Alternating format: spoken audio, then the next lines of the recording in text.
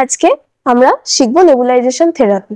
Nebulisation হচ্ছে একটা এমন মেডিসিন দেওয়ার প্রসিডিওর যেখানে আমরা ইনহেলেশন রুটে পেশেন্টদেরকে মেডিসিন দিই যাতে যেসব শর্টনেস অফ ব্রিথ বা রেসপিরেটরি ডিস্ট্রেস বা ব্রঙ্কিয়াল অ্যাজমার পেশেন্ট আছে তাদেরকে আমরা ইমিডিয়েট রিলিফ দিতে পারি থ্রু নেজাল রুট। ঠিক আছে, তো নেবুলাইজেশন থেরাপির জন্য আমরা কি কি আর্টিকেলস নেব?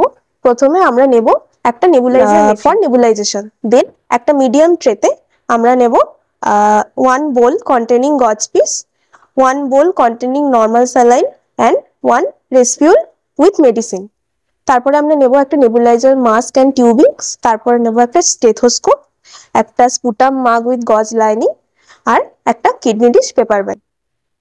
আমরা নেবুলাইজার মাস্কটা নিচ্ছি নেবুলাইজেশন দেওয়ার জন্য, স্টেথোস্কোপ নিচ্ছি অসকালটেট করার জন্য যে পেশেন্টের মধ্যে আমাদের কতটা স্পুটাম জমে আছে, আর নর্মাল স্যালাইন নিচ্ছি আমরা নেবুলাইজার মাস্কটাকে ক্লিন করার জন্য, আমরা গজ পিস নিচ্ছি নেবুলাইজার মাস্কটাকে ক্লিন করার জন্য, আর রেসপিউল নিচ্ছি আমরা পেশেন্টকে মেডিসিন দেওয়ার জন্য।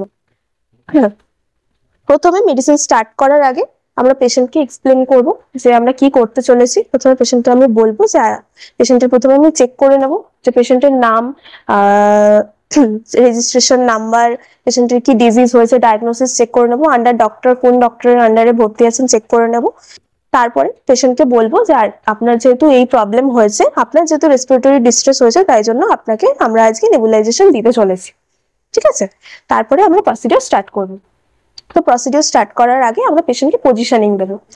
পেশেন্টকে আমরা সেমিফাউলার পজিশন দেবো। ঠিক আছে, সেমিফাউলার পজিশনে পেশেন্ট 45 ডিগ্রি অ্যাঙ্গেলে থাকবে। তাহলে পেশেন্টের হেডটাকে আমি উঁচু করব। আরেকটা পিলো দাও, আরেকটা পিলো দাও। যদি পেশেন্টের বেডটাকে তুলতে পারো তো পেশেন্টের বেডটাকে উঁচু করবো, আর যদি পেশেন্টের বেড উঁচু না হয় তাহলে সেক্ষেত্রে আমরা পেশেন্টের ব্যাকে পিলো দিয়ে পেশেন্টকে সেমিফাউলার পজিশন দেব। তারপরে আমরা নেবুলাইজার মাস্কটাকে নেব। যদি আমাদের নেবুলাইজার মাস্কটা নতুন হয় তাহলে ক্লিন করার দরকার নেই, কিন্তু যদি আমরা অনেক ক্ষেত্রে রিইউজ করে থাকি মাস্ককে, সেক্ষেত্রে আমরা প্রথমে মাস্কটাকে ক্লিন করে টিউবিংসটাকে ক্লিন করব। ঠিক আছে, এরকম সার্কুলার মোশনে আমরা মাস্কের টিউবিংসটাকে ক্লিন করব।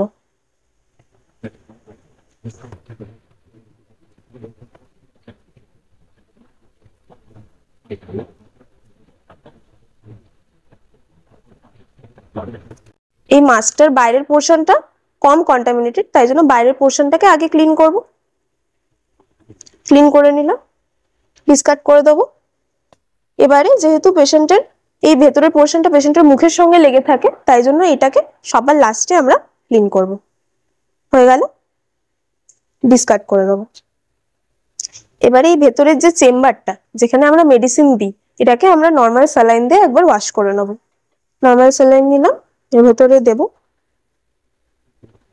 ফুটো করা নেই,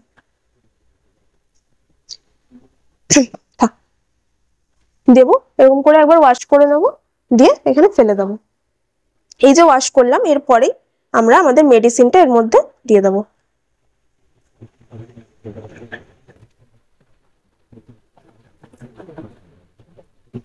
পুরো মেডিসিনটা দেবো। ঠিক আছে,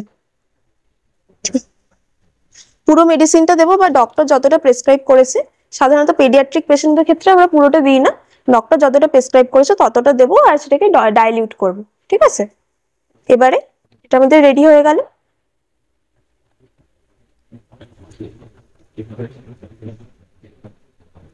এবারে এই মাস্কটাকে আমরা মেশিনের সঙ্গে কানেক্ট করব।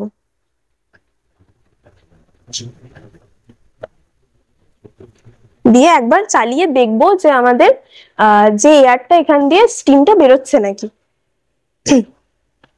যদি আমাদের এখান দিয়ে স্টিম আসে তাহলে ঠিকঠাক কাজ করছে, তার মানে এবারে আমরা মাস্কটা পেশেন্টকে পরিয়ে দেবো।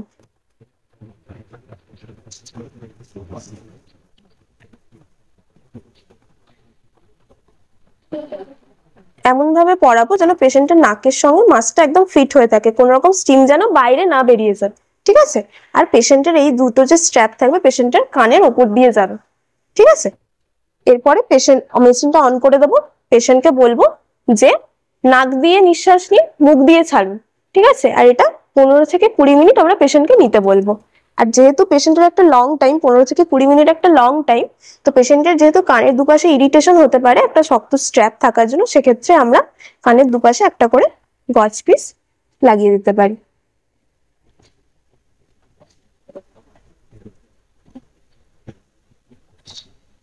এবারে পেশেন্টের এই ক্ষেত্রে অনেক সময় হচ্ছে যে মনে হতে পারে গলা শুকিয়ে যাচ্ছে, যেহেতু একটা স্টিম যাচ্ছে, সেক্ষেত্রে আমরা পেশেন্টের বেডের সাইডে একটা করে জলের গ্লাস রাখতে পারি। যদি পেশেন্টের মনে হয় যে ইরিটেশন হচ্ছে, সেক্ষেত্রে একটুখানি বন্ধ করে পেশেন্ট জল খেয়ে আবার স্টার্ট করতে পারে। ঠিক আছে, এরপরে প্রসিডিওরটা যতক্ষণ হবে পেশেন্টের পাশে আমরা দাঁড়িয়ে থাকবো। পেশেন্টের মধ্যে যদি কোনো রকমের ইরিটেশন দেখা যায়, সেক্ষেত্রে আমরা পেশেন্ট আমাদেরকে ইনফর্ম করবেন। আর আমাদের এখানে ট্রেতে একটা মেডিসিন কার্ড রাখতে হয়। সেই মেডিসিন কার্ডের মধ্যে আমরা কি মেডিসিন দিচ্ছি, কোন ডোজে দিচ্ছি, কতটা ডোজে, কতটা ফ্রিকোয়েন্সিতে দিচ্ছি, দিনে কবার দিচ্ছি, আর কোন রুটে দিচ্ছি, সেটা লিখে রাখতে হয়। প্রসিডিওর হয়ে যাওয়ার পরে আমরা সেখানে নোট ডাউন করে একটা সিগনেচার করে দেবো যে ডান। আর যদি কোনো রকমের কমপ্লিকেশন পেশেন্টের হয়ে থাকে, তাহলে সেটাও সেখানে আমরা মেনশন করে দেবো। আর আফটার প্রসিডিওর আমরা কিভাবে ডিসকার্ড করব, প্রথমে আমরা মেশিনটাকে অফ করব। ঠিক আছে, তারপরে এই দুটো গজ পিসকে রিমুভ করব, ডিসকার্ড করে দেবো। তারপরে মাস্কটাকে রিমুভ করব, এটা নিয়ে নেবো।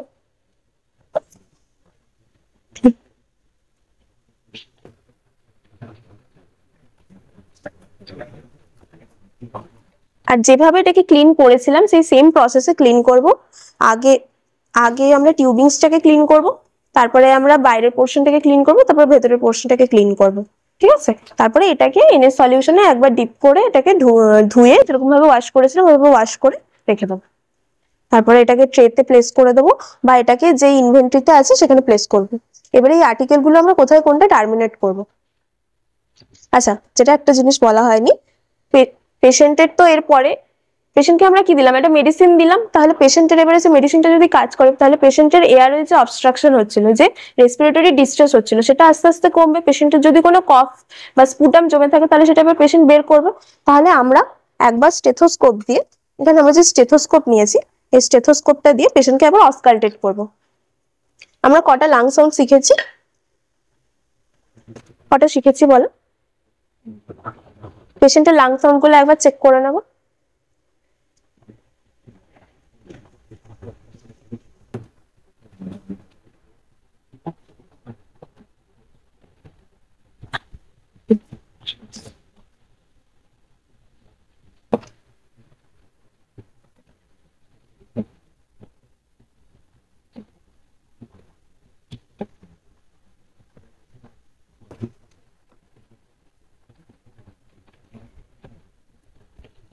এরকম করে আমরা যতগুলো লাং সাউন্ড শিখেছি সবগুলো চেক করব।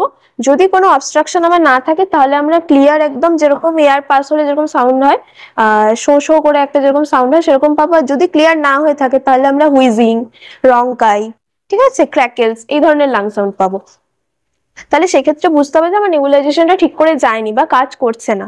কিন্তু যদি আমার নেবুলাইজেশন কাজ করে, তাহলে স্পুটাম বা কাফ যা মিউকাস জমে আছে সব লুজ হবে, আর পেশেন্টের কাশি হতে পারে। তাই জন্য আমরা বেড সাইডে পেশেন্টকে বলবো একটা স্পুটাম মার্ক দেবো, একটা স্পুটাম মার্ক দেবো। এর মধ্যে আমার স্যাভলন সলিউশন দিয়ে একটা গজ পিস সোক করে রাখা আছে। বলবো যে যদি পেশেন্টের কাশি আসে বা কফ ওঠে, তাহলে এটাতে যেন পেশেন্ট সেই কাফটাকে ডিসকার্ড করে। ঠিক আছে, এটা তাহলে পেশেন্টের বেড সাইডে আমরা রেখে দেবো। এবারে কোনটা কোথায় টার্মিনেট করব। আমাদের যে গজ পিস, ইউজড গজ পিস গুলো আছে, এগুলো আমরা ইয়েলো বাকেটে ফেলবো। এই ইয়েলো লাইনিংটা সমেত ইয়েলো বাকেটের মধ্যে ফেলবো। আর এই যে এনএস আছে, যেহেতু সেটা আমরা রিউজ করা যেতে পারে, তাহলে এটা আমরা আবার ইনভেন্টরিতে তুলে রাখবো। বাকি যার যা প্লাস্টিক আর্টিকেলস আছে, সেগুলো যদি আর রিইউজ না হয়, যেমন এটা রিইউজ হবে না, তাহলে এটাকে আমরা রেড বাকেটে ফেলবো। আর আমাদের এটা যদি রিইউজ হয়, আমরা পেশেন্টের বেড সাইডে রেখে দেবো ঠিক করে স্টোর করে। আর যদি রিইউজ না হয়, নেবুলাইজেশন মাস্কটাকে আমরা কাট করে ডিসকার্ড করে দেবো। ঠিক আছে, কেন কাট করে ডিসকার্ড করি বলে, যাতে আমরা রিইউজ না করতে পারি। যদি পেশেন্টের আর না লাগে, পেশেন্টের যদি ডিসচার্জ হয়ে যায়, তারপরে আমরা নেবুলাইজেশন মাস্ককে কাট করে ডিসকার্ড করব। আর আমাদের স্টেথোস্কোপটা আমরা ইনভেন্টরিতে রাখবো, আমরা নেবুলাইজার মেশিনটাকে ইনভেন্টরিতে তুলে রাখবো। ঠিক আছে, আর যা যা স্টিল আর্টিকেলস আছে সেগুলো সব আমাদের অটোক্লেভিং এ যাবে, ইনক্লুডিং আমাদের স্পুটাম মাগ। স্পুটাম মাগের ভেতরে এই যে স্যাভলন সলিউশন সোপ গজ পিসটা আছে, এটা আমরা কোমরে ডিসকার্ড করব, করে ফ্লাশ করব। আর এই পুরো সমস্ত স্টিল আর্টিকেলস গুলো আমাদের clean water, soap water, clean ওয়াটারে ক্লিন হবে, তারপরে ড্রাই করা হবে, দেন অটোক্লেভিং এ যাবে। কত temperature? 121°C temperature for 15 minutes under 15 pounds per square inch pressure।